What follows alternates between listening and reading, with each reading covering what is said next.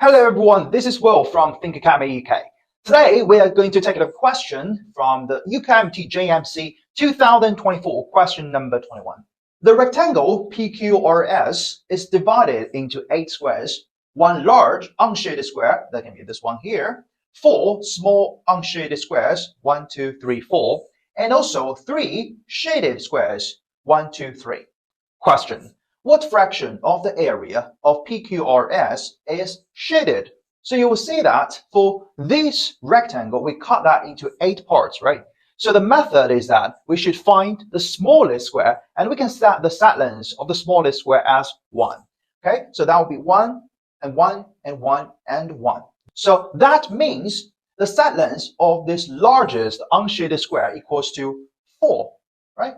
So that equals to 4. And also, since this shape here is a square, so on the left, it's going to be 4 as well. And now, everyone, we can get the width of this rectangle, which is 4 plus 1, and that equals to 5.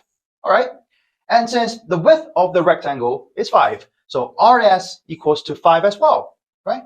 This is 5.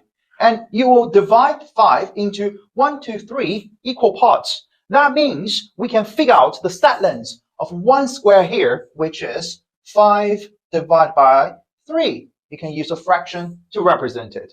And now we can get the fraction of the shaded parts. You will see that as for this rectangle, the shaded part, it's this one here, right? We got the same width. So the area of the shaded part is basically the area, it's basically the width of this part divided by it's basically the length of this part divided by the length of the whole rectangle. That will be the fraction of the shaded area. So let's see, we can use the ratios to solve the question, which is the knowledge that we just learned for the first lesson of year 5, right? So the length of this part equals to 5 over 3.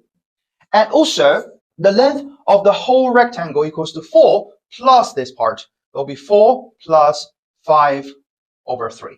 And now, guys, this is not the simplest 4. You have to simplify it.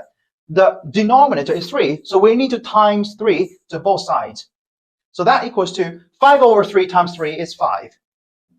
2, 4 times by 3 is 12. And then 5 over 3 times by 3, you plus 5. Let's put that in the bracket. And then this ratio equals to 5 to 17. And guys, so that means this part to the whole part is 5 to 17. And the question asks you, what will be the fraction of the shaded part? So you will write that in a form of fraction, which is 5 out of 17. And that will be the